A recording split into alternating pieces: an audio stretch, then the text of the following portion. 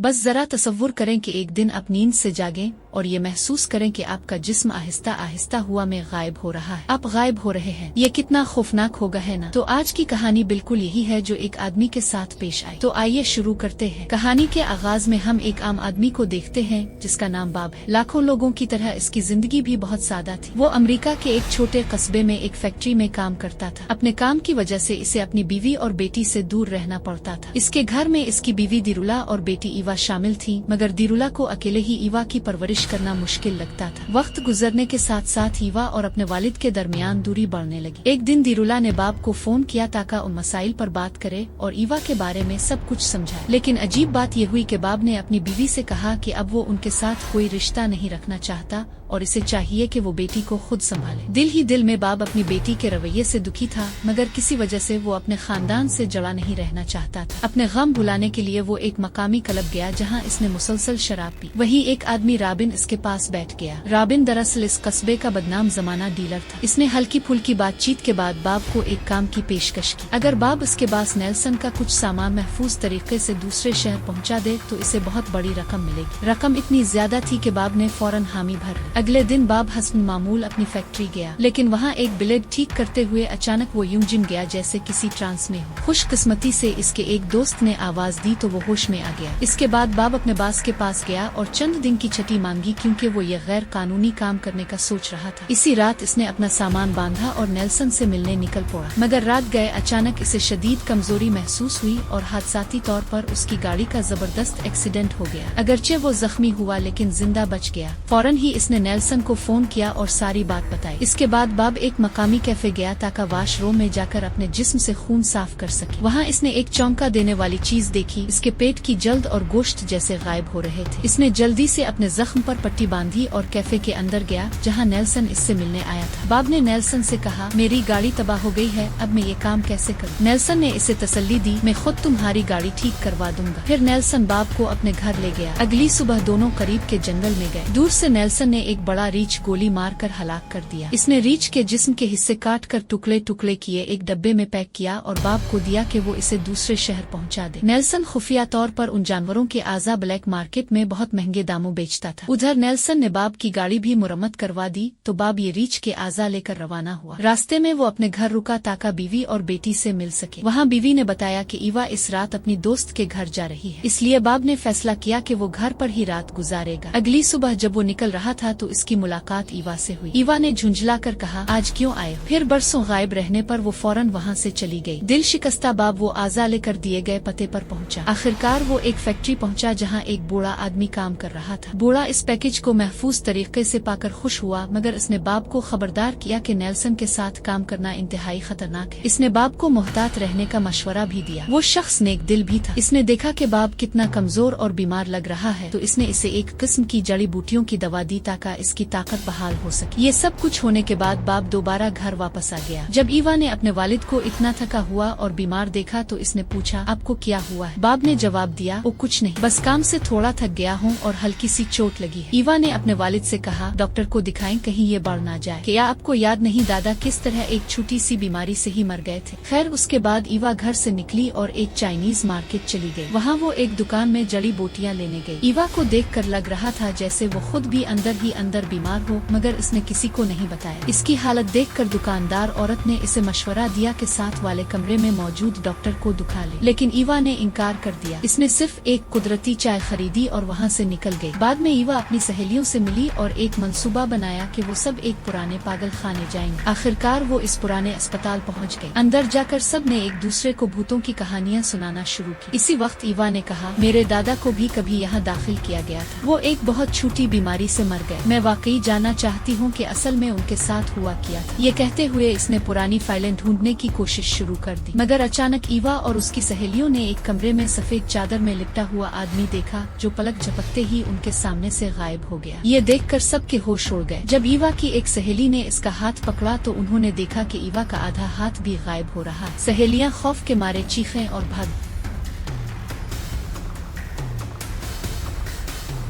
गई। उधर बाब अपनी बीवी के साथ बैठा पुराने अच्छे वक्त याद कर रहा था। अगली सुबह दिरुला ने देखा कि ईवा रात को घर नहीं लौटी। जब उन्होंने इसका कमरा देखा तो वहाँ इसका मोबाइल फोन पड़ा मिला। फोन चेक करने पर बाब को पता चला कि पिछली रात इसकी बेटी अपनी सहेलियों के साथ इस पुराने अस्पताल गई थी। लिहाजा बाब और उसकी बीवी ईवा को ढूंढने निकले। सबसे पहले वो ईवा की करीबी सहेली के घर गए, मगर वहाँ पता चला कि वो सहेली भी पिछली रात घर वापस नहीं आई थी। बाब को एहसास हुआ कि अपनी बेटी तलाश करने में वक्त लग सकता है, इसलिए इसने नेल्सन को फोन किया और कहा, बस मेरी अगली डिलीवरी ताखीर हो सकती है। ये कहते हुए इसने करीब ही ईवा के कुछ दोस्त देखे। वो उनके पास गया और अपनी बेटी के बारे में पूछा, मगर कोई भी ये तस्लीम करना नहीं चाहता था कि इसने ईवा को देखा था। ये सुनकर बाब गुस्से में आ गया और लड़कों को पीटने लगा। आखिरकार उन्होंने इकरार किया, हाँ गुजरी रात हम सब पागल खाने गए थे, मगर वहाँ हमने कुछ देखा जो हमें डरा गया, इसलिए हम भाग गए। ईवा हमारे साथ नहीं बच पाई, तब से हमें मालूम नहीं वो कहाँ गई। ये सुनकर बाब को अंदाजा हुआ कि इसकी बेटी अपने दादा की बीमारी की तहकीकात के लिए अस्पताल गई होगी, तो वो और उसकी बीवी फौरन वहाँ रवाना हुए।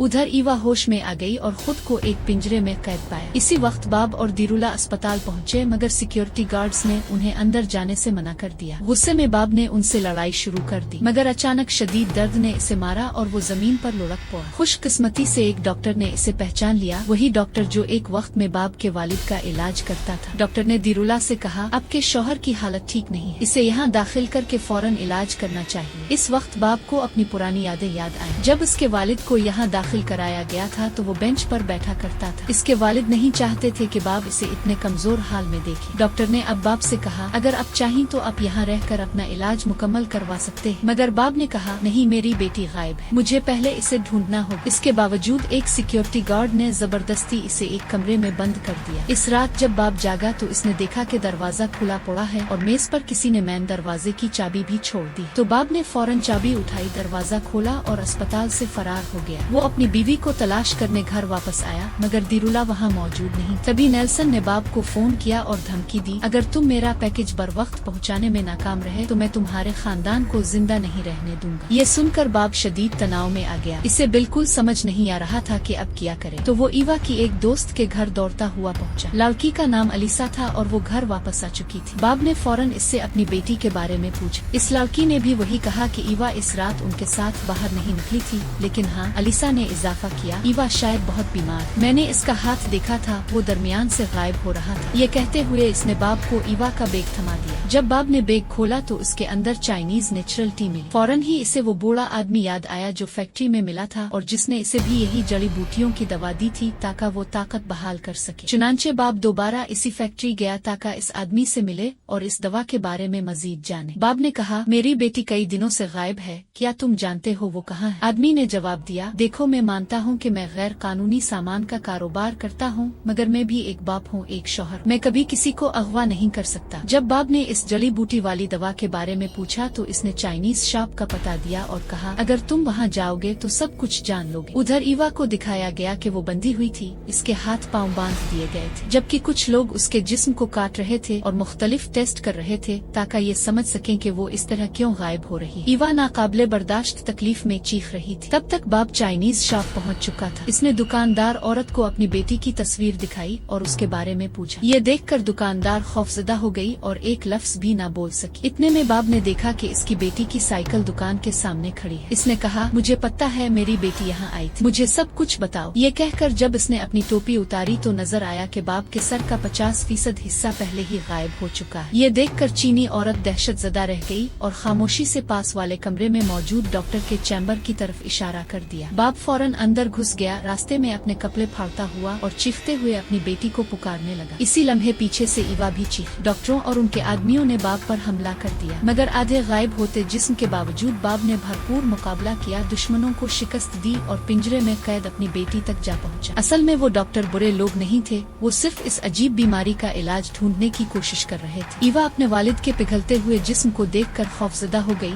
लेकिन बाब ने किसी तरह इसे आजाद कराया और घर ले आया। तब तक बाब की हालत इंतहाई बिगड़ चुकी थी। ये देखकर उसकी बीवी दिरुला ने इसकी तीमारदारी शुरू कर दी। वो पहले ही जानती थी कि ये पुरस्रार बीमारी ही बाप के जिस्म को गायब कर रही है। सारी रात देखभाल के बाद अगली सुबह जब बाप को होश आया तो इसने अपनी बेटी से बात की। इसने कहा, मुझे मुआफ कर दो बेटी, मैं तुम सबसे इस बीमारी के बाइस दूर रहा, लेकिन मुझे ये अंदाजा नहीं था कि चूंकि तुम मेरी बेटी हो ये मर्ज तुम्हें भी विरासत में मिला है। मुझे मुआफ कर दो कि मैं तुम्हें एक आम जिंदगी न दे सका। अब मुझे बहुत दूर जाना होगा। घर से निकलते हुए साफ जाहिर था कि बाप की कमजोरी बढ़ती जा रही है। ईवा अपने वालिद को तन्हा छोड़ने को तैयार न थी। चूँकि वो भी इसी बीमारी में मुब्तला थी, इसने फैसला किया कि वो भी वालिद के साथ ही घर छोड़ देगी। बेचारी दिरुला टूट कर बखर गई। वो अपने शौहर और बेटी दोनों को खोने वाली थी, मगर उसके पास कोई रास्ता न था। आंसुओं के साथ इसने इन दोनों को अलविदा कहा। बाप और बेटी एक नामालूम मंजिल की तरफ रवाना हो गए। रास्ते में ईवा ने कहा, पापा अब मैं कभी आपको अकेला नहीं छोड़ूंगी। जितने साल मैंने आपके बगैर गुजार दिए, अब बाकी जिंदगी आपके साथ गुजारना चाहती हूँ। ऐसी बातें करते करते वो आखिरकार बाप की अगली मंजिल पर पहुँच गए, जहाँ इसे नेल्सन का पैकेज पहुँचाना था। मगर तब तक बाप का चेहरा खुद ही गायब होता जा रहा था। इसे समझ नहीं आ रही थी कि वो अब बाहर कैसे जा सकता है। तब उसकी बेटी ने मेकअप और फाउंडेशन इस्तेमाल करके अपने वालिद को नया चेहरा दिया। यूं बाब ने कामयाबी से पैकेज पहुंचा दिया। इसके बाद बाब और ईवा एक छोटे से घर में मुंतकिल हो गए जो एक वीरान इलाके में वाक़ था। थके हुए बाब ने कहा, यहाँ हम आखिरकार सुकून से रह सकते हैं, क्योंकि यहाँ के लोग कभी नहीं जान पाएंगे कि हम गायब हो रहे। इसने ईवा को चीनी जड़ी बूटियों वाली चाय का कोटा दिया और ईवा ने इसके लिए चाय बनाई। इसी दौरान नेल्सन को बाब की तरफ से दूसरा पार्सल मिला, लेकिन जब इसने इसे खोला तो पता चला कि बाब ने इसके अंदर लोहे का पाउडर भर दिया। ये देखकर नेल्सन शदीद गुस्से में आ गया। उधर बाब आहिस्ता आहिस्ता गायब हो रहा था। अपने आखिरी लम्हात में इसने अपनी बेटी को जोर से गले लगाया और उसके साथ लेट गया, लेकिन चूंकि इसका जिस्म बहुत तेजी से गायब हो रहा था, वो घर छोड़कर बाहर चला गया। अगली सुबह नेल्सन अचानक बाब के घर पहुंचा और ईवा पर बंदूक तान दी। ड्री सहमी ईवा ने कहा, बाब ने ये घर मुझे बेच दिया था